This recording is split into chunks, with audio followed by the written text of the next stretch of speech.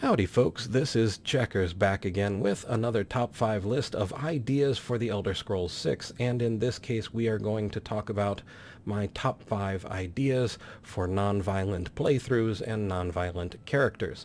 Now, I have no problem with violent characters, but I think it can be a challenge, and I think there are folks who like to play non-violent characters because that's what they want to do, and the Elder Scrolls is the perfect place to do that. So, let's jump right on into it. Number 1, Archaeology. Now, I talked a little bit about this, I believe, in my last top 5 video, but when I envision Archaeology, I envision a class, perhaps as an archaeologist, or a skill as in Archaeology, where you can have the ability to know certain areas in the world where you may be likely to find, let's say, hidden chambers, I want to hesitate from saying dungeons, but you get the idea. Caverns, caves, ruins. Perhaps as an archaeologist, you spend some of your time in the library looking through books, and because you have the archaeology skill, you find more things in those books than just your average fighter, mage, thief, or cleric would. So when you read through a given book, you realize, aha, you know what? This is giving me map coordinates. Now, in other cases in the Elder Scrolls, books do give map coordinates, and I'm not saying they should only be relegated to archaeologists, but I'm saying that it could be something nested within the book so that if it did an archaeology skill check when the player opened the book, it would say, aha, give the player, if they have a certain level of skill in archaeology, the waypoint for this particular location. And today's your lucky day, so let's hear it. Well, thanks. And moving right along, another thing that would tie into archaeology would be the ability to search deeper than most characters. So we come to this chest and we see Lord Kelvin's bulwark here. And this is, everything in the box. This is weapons, armor, alchemy, and this is miscellaneous. But let's put that to the side for the moment. We're going to use those tabs for something else in just a second. Let's say that you are very good at archaeology. You might be able to get more from this chest than, say, your average fighter, mage, cleric, or thief, right? So you come to the chest and you look in, and okay, you're a low level. Maybe you have 1 to 20 points out of 100 in archaeology, so you just see what's here in this first level. But you level up. Later on, you come back and you've got between 20 and 40 skill points. The box opens up a whole new level. You have between 40 and 60, you get even more. Between 60 and 80, you get even more. And between 80 and 100, you can search even more. Now, how would we accomplish this? Well, this chest wouldn't be just a single chest. This would be essentially 5 nested chests or 5 nested containers, and each time you open the container, it would do a skill check against your archaeology skill, and that would let you, access one or all of the tabs. If you had 100, you would just see everything. You wouldn't literally click through the tabs. This is just kind of my way of demonstrating that. But so as an archaeologist, you have the ability to go into a library. You can find places that other people cannot find. You can go into those places and search and find things that other people can't. And so you provide a very useful and, I think, fun and exciting gameplay experience. Now, let's go on to number 2, diplomacy, people skills. Talking to people is something that is kind of, sometimes good, sometimes bad in the Elder Scrolls. Sometimes it works out very well. Sometimes they give you information. Sometimes you have, like in Oblivion, there was a kind of a mini game that some people liked and some people didn't. But it was a way to increase your interaction with NPCs. I am giving out the idea of diplomacy as something like that again, except when you have the diplomacy skill, you can get people to do things that they might not normally do. So let's say you go into a tavern and we have someone here that, she is a fighter. We've seen her around. She's wearing armor. Let's pretend she's in her armor. She's got her great big sword, and she goes out and she does damage upon... It's you. Yes. Hi. She does damage upon the denizens of the world, and she is a dungeoneer extraordinaire. And she can tell you stories, but she can also tell you, if she likes you enough, that maybe, you know what, I did just clear a barrow. There was a bunch of undead, but it's all empty now. We took the good stuff. I can even show you some of it if you have any interest, but we did leave a lot behind. It didn't really look all that valuable. But if you have diplomacy and you have lore master, or you have diplomacy and you have archaeology, you realize, hey, I could go and I could find what they missed. And here's where it gets kind of interesting. So you go to this barrow and she says she's killed everything, and maybe for her eyes she has. But one of the interesting non-violent threads in games lately, at least from the player's perspective, tends to be horror games, right? This is a game where you go into the spooky castle and you can't fight. All you can do is run away and hide when the ghost comes. Well, imagine that now. You are the book-smart archaeologist, diplomacy, and a lore master person. You go into this dungeon and, you're kind of looking around and you're like, wow, okay, hey, I've got the hourglass of ultimate farming and the dagger of quintessential letter opening. But all of a sudden you hear something moving. All of a sudden there is something else in the dungeon with you, and you don't really know what it is. And you know what? You spend a lot of time on your archaeology skills, and you spend a lot of time on lore master diplomacy, but you did not spend any time on swords or magic. So all you can really do is hide. So you actually have non-violent excitement in this particular paradigm of a non-violent playthrough, not because you are creating the excitement by attacking the monster, but you are now just trying to evade the monster. You may even go to the Thieves Guild and pay them to teach you how to be a little extra stealthy, because, it beats being eaten. Now, number 3. Maybe something like a bard class. Now, I have to take a moment out to say that the bard could be an armed or unarmed, so a violent or non-violent class. Let's focus on the non-violent side of the bard, because the violent side isn't really hard to imagine. The bard takes stories from our intrepid fighter, from books, from objects, searched items and tombs, and then goes to the tavern and tells these stories. Now, this could be something as simple as some sort of menu of interactive, let's say, dialogue lines, right? And you get the feel for the crowd, right? You can see, okay, the crowd wants some rousing battle stories. So you have a selection when you start. I can tell a battle story. I can tell a ghost story. I can tell a story of love. I can tell a story of despair. You could tell a story of despair, maybe because you're going to go into an enemy camp and you want them to be despairing. But for right now, we are going to tell that rousing battle story. And now they've been drinking for a while, and you feel you've got them in the grip of your wondrous talent, and a second tier of lines come up. And you now see these as your ability to impart your will upon the crowd, right? The first one, you're reading the crowd, you're trying to match them.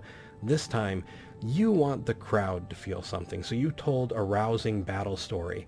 Now you are going to tell the story of one of the warriors from that story coming home to their family, to the joy of hugging their wife or husband, to finding their child, or, the farm intact. And in this way, you begin to manipulate the crowd in some way, shape, or form. Maybe into giving you money at the end. Maybe you are trying to get them to side with you. Maybe you have picked a faction that you want to align with, and you want this town to align with you. So you use this second tier of things to kind of manipulate them into that. And then maybe you open up a third tier, and that third tier is the tier that seals the deal. It's kind of a combination of reading the crowd and what you want to do. And so you kind of move on as this bard, and you tell stories or sing songs depending on how the developers wanted to implement that. But you would have this ability to be an interactive part of the world, using things that you've learned from books, using things that you've learned from sites in the world and from searching things, or from other stories that you've heard from other bards.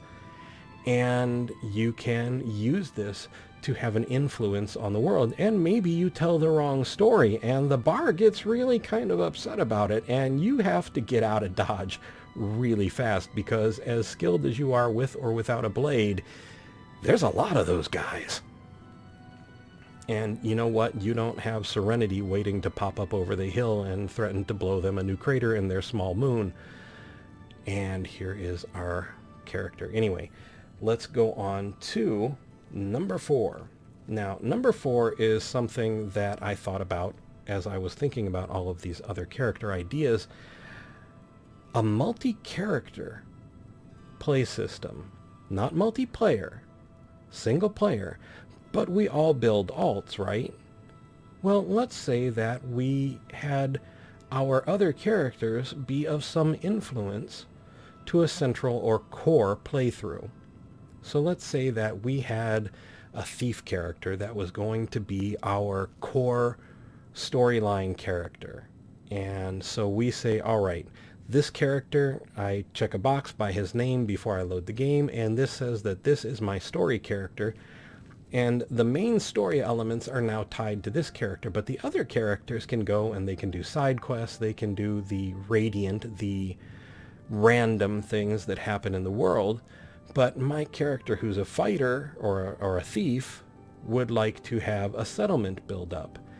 And so to do this and to have maybe, say, a great healing camp, he would hire or look for a character who had some archaeological skill and lore master skill, who could go out in the world and find plus healing items to bring back to the camp, as we talked about in the last top 5 video. And so when I log out of my straight playthrough character, I can go to my archaeologist and lore master character, and I can go out into the world with that character and take up the job offer of my main story character and go out and look for items that I can then turn over to my main storyline character. And this would be completely optional. I could also just create this alt and set them up as another storyline character and just run them completely that way. But if I wanted to intertwine my characters, I could do that. So then my archaeologist goes out and finds, you know, the perfect items to help the camp be better at healing, and then I log into my healer alt, who is not in the storyline, also just another one of the side characters, and assign him to the camp, maybe take him out and, you know, have him do things in the world when I want to be a healer. And when I park him, essentially, I can park him at the camp, and he gives plus 20 healing to the camp. And then when I come back with my main storyline character, the thief, I can go to this camp and rest, and I know I'll get good care and healing, and, you know, I'll get a little bit of it at a discount because, well, it's my camp. So it's a way for your character, your main playthrough character, and your alt characters to interact with each other. Totally optional. You could choose, like I said, just to run everybody as straight storyline, or because it's a Bethesda game, you just run all the side quests or never touch a quest at all and just play with the world. But it would be an option for them to tie together. You know, maybe you could also have like a toggle on the character list where you can say, okay, I want, you know, character A, B, and C here. A is going to be the archaeologist, B is my main story character, and C is going to be my healer. And these characters have linked playthroughs, but these 3 characters down here, they have a completely separate set of playthroughs. You know, I think that would add some serious replayability and some serious incentive for alts, and just a lot of fun to being an alt player. And last but not least, number 5, merchants. Not just the ability to invest in a shop, not just the ability to sell to a vendor, but the actual ability to set up caravans like here in Fallout 4, but perhaps a little bit more. Maybe the ability to go with the caravan, to build yourself essentially a pack train, a sort of roving home, a nomadic roving home that contains as many pack animals as your wealth and your goods require, but also you having this mobile home essentially pulled by horses, pulled by oxen perhaps, but a large rolling structure. That's your home and your defensive position when you're attacked on the road, and your place of business when you go to meet new potential buyers, when you go to meet new potential sources for goods or resources. A merchant who has the ability to, say, use the previously mentioned diplomacy skill to interact with people, to barter for more favorable goods, or to bargain for the very best resources.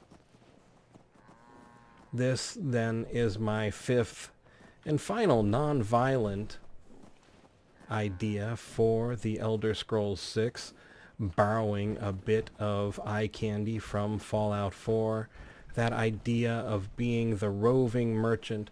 Yes, maybe hiring guards, but never quite getting your own hands dirty, maybe talking your way out of the absolute worst of situations, or using your wealth to hire the very best guards to protect your goods.